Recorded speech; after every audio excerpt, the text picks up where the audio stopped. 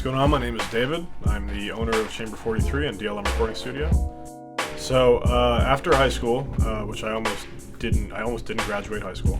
I was trying to figure out what I wanted to do, and obviously going to college, you have to figure out what you're going to major in, which totally turned me off to the idea of going to college because I knew I wanted to do some sort of art related thing. So I first went into business at 18. Opened my first studio in New Brunswick. I rented this small space. It was probably like 400 square feet or something. And I started there.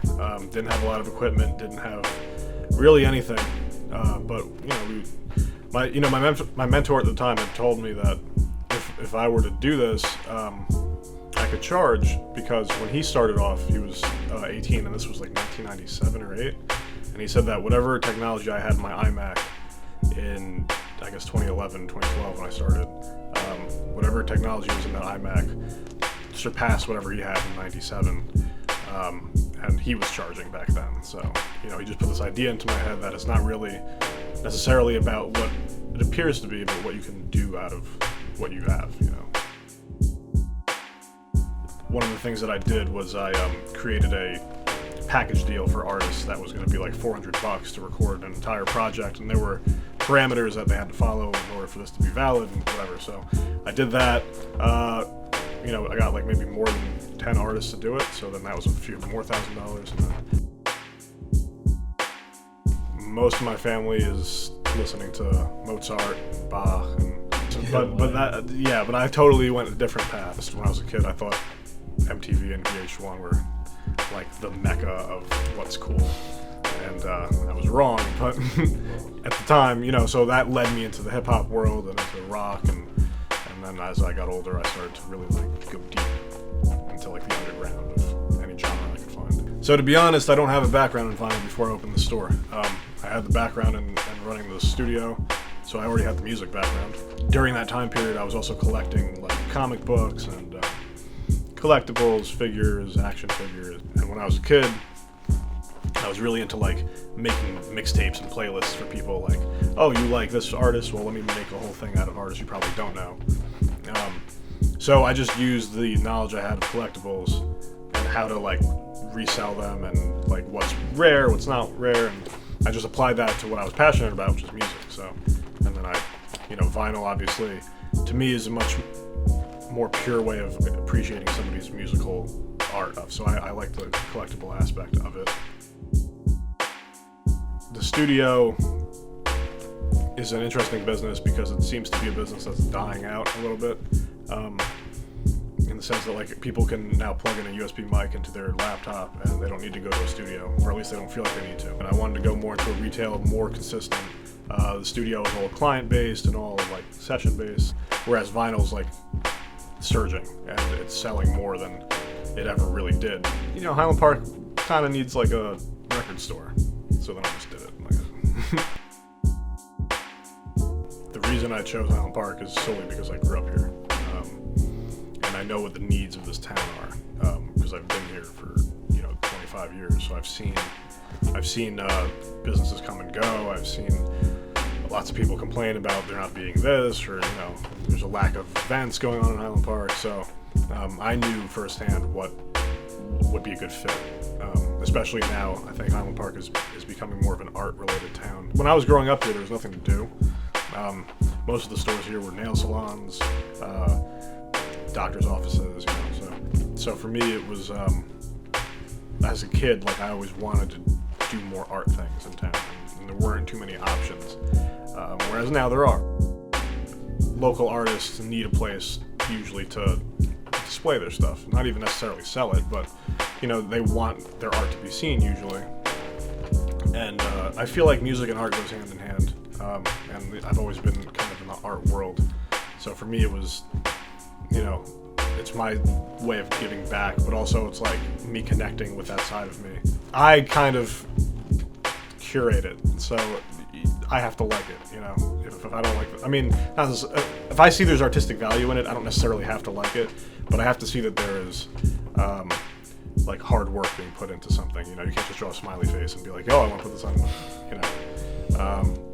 But if it's a smiley face that speaks to me in some way, then it's a hard way to really describe things, but Yeah, I mean, it's you just got to contact me. Usually I'm easy to work with. I'm not like like this is not a Basquiat painting. This can't be here. No, it's fine. Like, I'm just looking to help people out that are local. And if I like the person, then I'm more than happy to help. Yeah, I totally use social media for really more for like finding people, for finding other artists, local bands, seeing if they want to put their stuff in store, clothing. I'm always getting clothing brands in, and art. But it seems like now that is the only way to do business. Like the whole business world shifted to this online presence thing, where you need an online presence if you're going to make money. Yeah, I want this to be more of like a hub for just art in general. I don't even necessarily need it to be Highland Park. I mean, I'm starting there, but I'd like to get people from all over the place, the whole tri-state area. I'm in contact with people like all the way in California to get their stuff in the store. So I just want it to be an eclectic sort of shop that it's hard to define necessarily that it's just a record store, but that it's doing multiple different types of things. Really, this store to me is more about like preserving and displaying art for what it's supposed to be. So that's where like vinyl comes in, is that I feel like vinyl is the proper way to display somebody's album, is the proper way to listen to somebody's album from front to back. Having art on the wall that's local, you're connecting with the community. Same thing with the clothing, it's handmade, it's made by people that So I guess art is kind of hard to sell. Things that are easy to sell are like groceries, things that people feel like they need, like cigarettes and, things that people constantly buy. That's an easier business to get into. But I have no passion in that, so it's not hard to balance it at all, because I'm making money in a world that I already enjoy. It's just getting people to try to appreciate what you appreciate, Really, as long as you keep it like pure. But if your sole intention is to make money, then you're in the wrong business. For example, I could totally just knock all these shelves down, and just start selling like whatever's on the radio now. So I could put like Iggy Azalea and Justin Bieber, and I'm not against those artists, but I could be that record store. I could be like an FYE, But I prefer to just have like different cultural music from all different time periods. As long as you're true to yourself, I don't think it's a hard thing to balance. There are towns that I could be in, like Montclair. I could be in Newark. I could be in New York. There'd be more foot traffic. I'd probably make more money. I really do believe, like I know a lot of the business owners in town, so I believe that there's a big community here that is trying to work together towards a common goal, which is to make things easier for artists in town. And I know some people that are trying to do like art galleries in town, and so I think I'm here at the right time.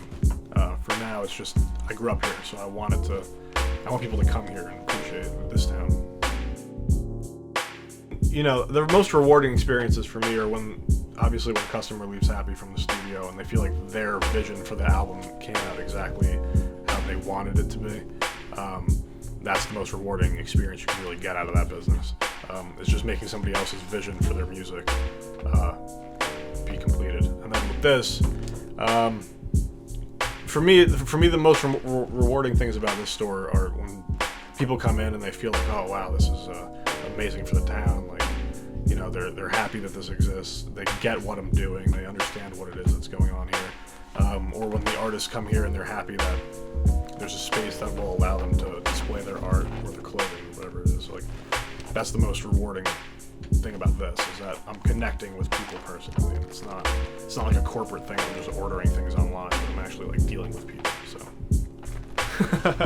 Yeah, there's a lot of people in town that come in here that I've never seen before in my life, and for the most part, people are very friendly, very nice, very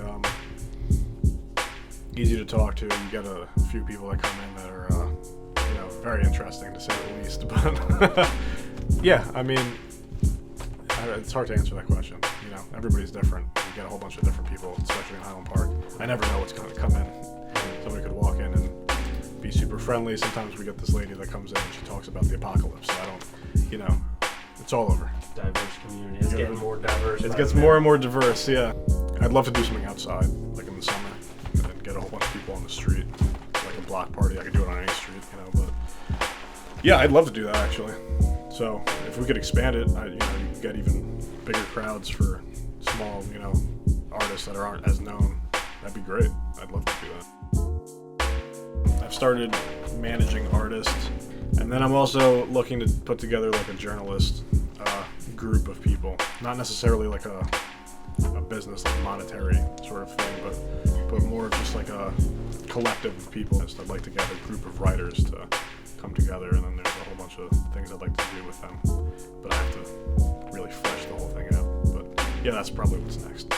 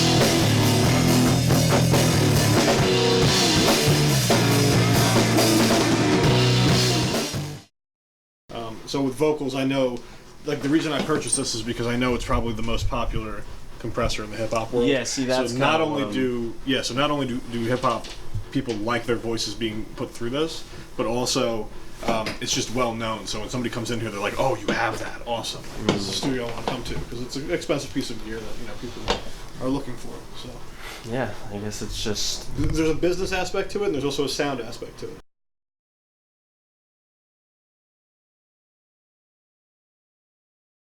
I'm only telling you the whole. I know it takes a minute. Thought I told you. Thought I told you. I only got one life to live, so I'm living what I go through. Give me a minute, I know you don't understand, so I'ma show you.